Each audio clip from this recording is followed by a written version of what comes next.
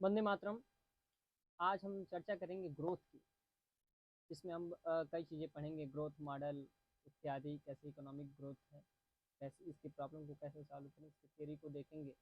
उसके अलावा कई जो इसमें जो समस्याएं आएंगी, इसकी थ्योरी में जो अवरोध आएंगे, इसके घटक अर्थात जो इसके निर्धारक तत्व हैं उनको भी हम देखेंगे। तो सबसे इम्पोर्टेंट चीज़ ये है कि ग्रोथ पढ़ना जरूरी क्यों है। इकोनॉमिक ग्रोथ कोई भी, जैसे कि हमने बताया है इसके पहले भी, तो हमने कहा है कि अगर कोई भी प्रॉब्लम हो तो सबसे पहले आप एक चीज़ देखें कि ये क्या है और आखिर में होता क्यों है, हम इसे पढ़े क्यों, क्या जरूरत है। तो it is a branch of economics, यह एक अर्थशास्त्र का एक ब्रांच है। और इसको हम क्यों पढ़ें, इसलिए पढ़ें कि जो सरकार है, जो सरकार अपना एफर्ट कर रही है ना सोसाइटी में, मार्केट में, कि क्या हो कि हर जगह संतुलन बना रहे।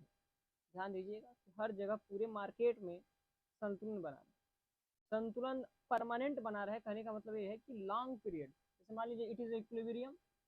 किसी भी चीज में इक्विलिब्रियम हो जाना ही बहुत महत्वपूर्ण नहीं है। इट इज इम्पोर्टेंट कि यह संतुलन बरकरार रहे। इसी को हम बोलते हैं स्टीडी स्टेट। स्टीडी स्टेट, तो इसका प्रयास हम किस में करते हैं, ग्रोथ में। ठीक, ग्रोथ में it is a macro factor. यह एक मैक्रो सब्जेक्ट है, क्योंकि इसको हम देख ले रहे हैं। ये ग्रोथ आया कहाँ से, सबसे पहले आप इसको ध्यान से देखते रहिएगा। ये ग्रोथ आया कहाँ से, हम इसको कहाँ से लेते हैं। तो अगर हम अब देखते हैं कि मैक्रो इकोनॉमिक्स जब हम पढ़ते हैं, ठीक है, मैक्रो इकोनॉमिक्स, तो दो चीजें हमने देखा है। सबसे पहला देखा है स्टैटिक, स्टैटिक और डायनामिक। डायनामिक, ठीक है। दो परिप्रेक्ष्य से हम देखते हैं। स्टैटिक जो स्टैटिक है ना, इसको हम डिमांड साइड भी बोलते हैं, और जो डायनामिक है इसको सप्लाई साइड बोलते हैं। आप इसको मैं बहुत धीरे धीरे से बोल रहा हूँ, तो आप इसको नोट करते चलिए, क्योंकि ये आपके लिए फायदेमंद है, या स्क्रीन शॉट लेते चलिएगा, फिर बाद में नोट कर लीजिएगा। तो स्टैटिक, स्टैटिक जो हम देखते हैं ना, स्टैटिक में जैसे हर चीज स्थिर है, सबको स्थिर मानने के बाद उसके बाद हम उसका अध्ययन करते हैं। एग्जाम्पल दैट, जैसे मान लीजिए जनसंख्या है, जनसंख्या को हम यन से डिनोट करते हैं, ठीक है।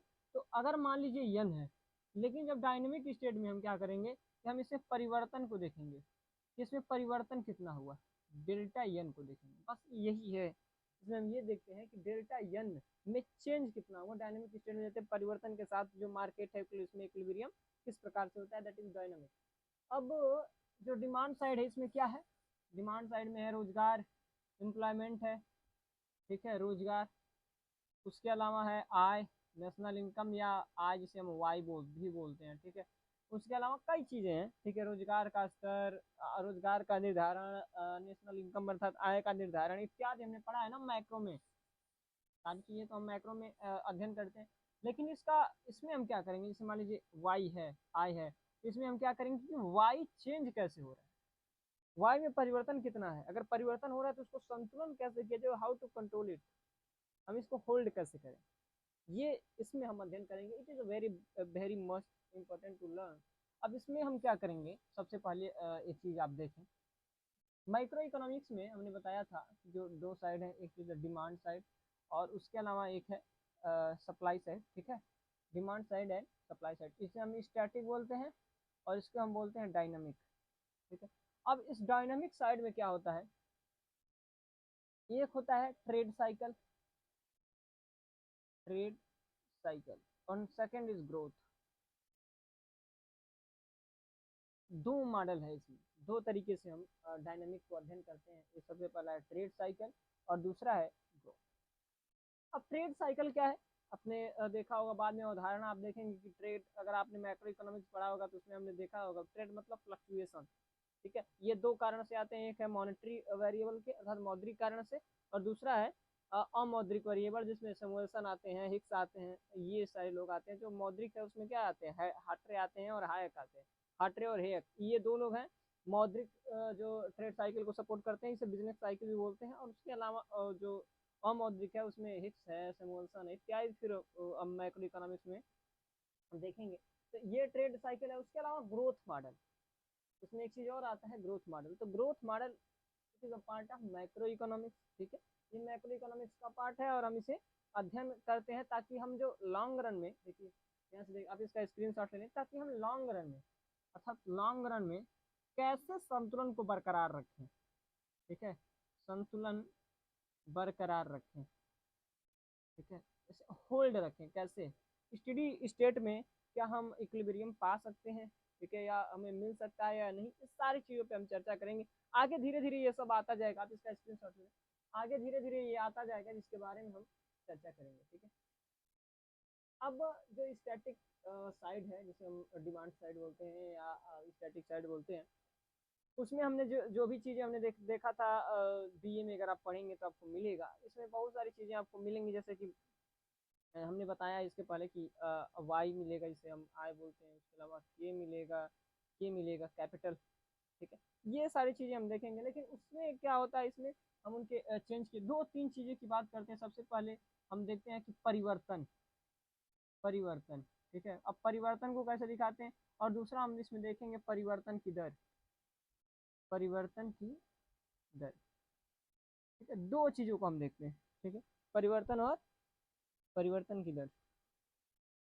ठीक है, अब परिवर्तन की दर, परिवर्तन को कैसे दिखाते हैं, परिवर्तन की दर को कैसे दिखाते हैं, जैसे मान लीजिए हमने स्टैटिक, ये डायनामिक है, ये डायनामिक है और ये स्टैटिक है। ठीक है, अब स्टैटिक में जैसे मान लीजिए वाई है, ठीक है, की है, उसके अलावा अगर मान लेते हैं ना यन है, ये हम तीन मानते हैं, बहुत सारे हैं। अब वाई में हम क्या करेंगे, यहाँ पे हम परिवर्तन देखते हैं तो डेल्टा वाई। ठीक है, इसे हम ऐसे बोल सकते हैं कि वाई पर डैश, इसको हम वाई पर डैश भी बोल सकते हैं, इसको हम बोल सकते हैं डेल्टा के या के पर डैश, इसको हम बोल सकते हैं यन अर्थात डेल्टा यन एंड यन पर या यन पर डैश। ठीक है, ये हम इस तरीके से परिवर्तन को दिखा सकते हैं। ठीक है, अब इसके अलावा परिवर्तन की दर को हम कैसे देखेंगे, तो इसमें हम बोल देंगे कि डेल्टा वाई अपन वाई, इसमें हम देखेंगे परिवर्तन की दर, तो ये इस प्रकार से हम परिवर्तन की दर को निकालते हैं। ठीक है, इस प्रकार से हम परिवर्तन की दर को निकालते हैं। आप इन सारी चीज़ों को याद रखिए, क्योंकि हम जो ग्रोथ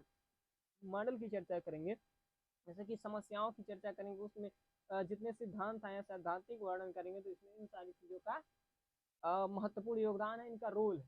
तो आप जरूर आप इसका स्क्रीनशॉट ले लिया करें, जो भी हम पढ़ाएं तो आप इसका स्क्रीनशॉट ले लिया करें। फिर अब हम देखते हैं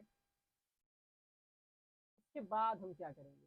अब इसके बाद हम इसके घटकों की चर्चा करेंगे, घटक, जो कि हम इसके नेक्स्ट वीडियो में करेंगे। अभी आज के लिए बस इतना ही, आप इसको प्रैक्टिस करें। ठीक है, आप समझें कि हम ऐसा क्यों करते हैं, it is a branch of macro economics, और मैक्रो इकोनॉमिक्स में इसको हम पढ़ने की क्यों ज़रूरत है, इसलिए पढ़ने की ज़रूरत है ताकि हम किसी भी जो हमें संतुलन मिल रहा है उसको हम स्टडी स्टेट तक अर्थात लॉन्ग रन तक कैसे रखें।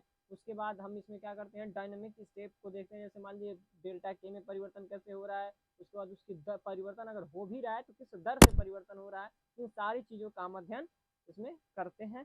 और फिर हम देखते हैं कि आखिर संतुलन हो रहा है कि नहीं, इससे संबंधित स्वीकृति आपने जैसे जानते हैं कि किन्स ने जो भी संतुलन दिया है, मान लीजिए वर्तमान में जो सबसे फेमस हुआ नियो क्लासिकल के बाद वो क्या है, किन्सियन, जो किन्स ने सिद्धांत दिया था। ठीक है, रोजगार का सिद्धांत, आय का सिद्धांत, तो क्या था, शॉर्ट रन के लिए था।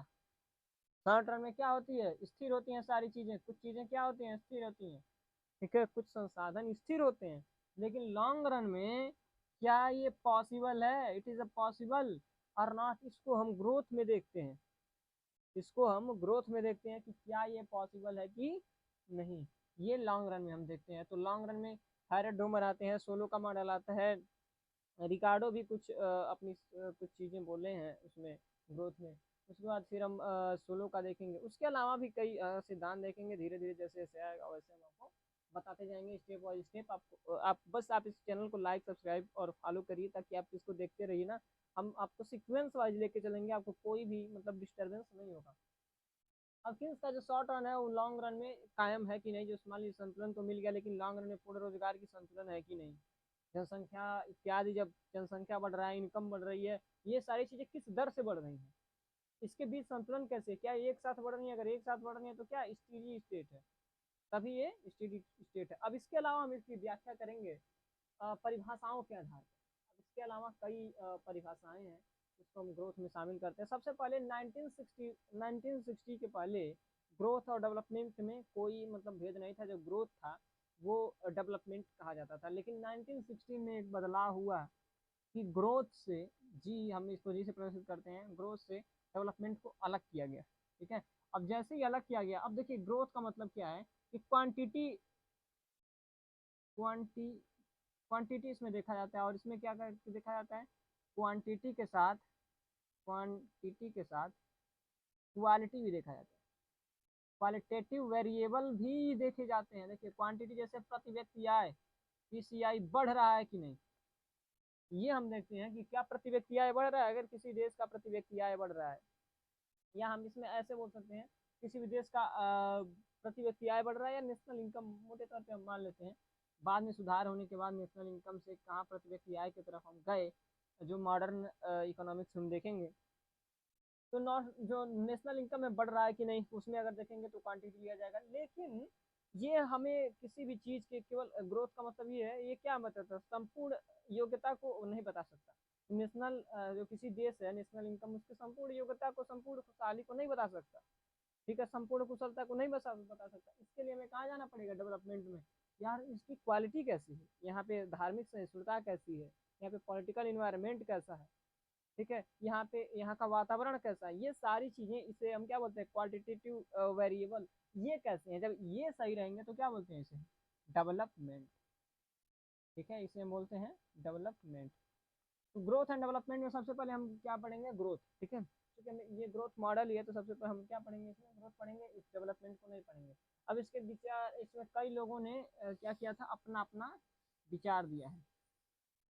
ठीक है, इसमें जो प्रतिष्ठित अर्थशास्त्री हैं, प्रतिष्ठित अर्थशास्त्री आप जानते हैं ना किसको, चाहे नियो प्रतिष्ठित हो, न प्रतिष्ठित हो या प्रतिष्ठित हो, प्रतिष्ठित अर्थशास्त्री क्या मानते हैं, जैसे हम कन्वेंशनल बोलते हैं, कन्वेंशनल इकोनॉमिस्ट। ठीक है, कन्वेंशनल इकोनॉमिस्ट मानते हैं न्यू क्लासिकल को। ठीक है, तो ये प्रतिष्ठित हो या न प्रतिष्ठित हो, तो हम देखेंगे इनका विचार क्या है। इन्होंने कहा था कि नेशनल इनकम बढ़ना ही क्या है, नेशनल इनकम बढ़ना ही ग्रोथ है। लेकिन फिर बाद में हम और सारी चीज़ों को अगर साइड करें, तो जो मॉडर्न है ना, मॉडर्न, तो मॉडर्न में ये माना गया है कि प्रति व्यक्ति आय, इसमें हम देखिए जनसंख्या को नहीं शामिल किए हैं, जनसंख्या को शामिल नहीं किया गया, लेकिन मॉडर्न में, ठीक है, जब हम देखेंगे जैसे लेविस को देखेंगे, मेयर को देखेंगे, तो ये लोग क्या बोलते हैं, ये लोग कहते हैं कि नहीं, ये लोग कहते हैं नहीं, हमें क्या देखना चाहिए, पीसीआई देखना चाहिए। अर्थात इसने पैसे के साथ क्या किया, डिस्ट्रीब्यूशन किया, पैसे का डिस्ट्रीब्यूशन किया, अर्थात जनसंख्या को शामिल करके, किसको शामिल करके, जनसंख्या को शामिल करके क्या किया है, इनकम का डिस्ट्रीब्यूशन किया है। इसीलिए कहा है कि जैसे आप जानते हैं ना कि नेशनल, अगर हम पीसीआई निकालना है तो हम क्या करते हैं, नेशनल इनकम से टोटल पॉपुलेशन का भाग देंगे तो क्या आ जाएगा, पीसीआई। तो इसीलिए हम क्या करते हैं ना, कि जो लेविस और मेयर ने क्या कहा था, पीसीआई को लिया था, तब नेशनल इनकम को पॉपुलेशन में डिवाइड करने के बाद लिया था पीसीआई, जिसको हम सबसे समृद्ध मानते हैं, क्योंकि ये मॉडर्न था। ठीक है, आई होप आप लोगों को ये पूरी चीजें समझ में आ रही होंगी। इसके बाद हम कुछ चीजें देखेंगे, स्टेप बाय स्टेप हम चलते रहेंगे। आप इसको, इस चैनल को फॉलो, लाइक, शेयर, सब्सक्राइब करते रहिएगा। आज के लिए बस इतना ही, धन्यवाद।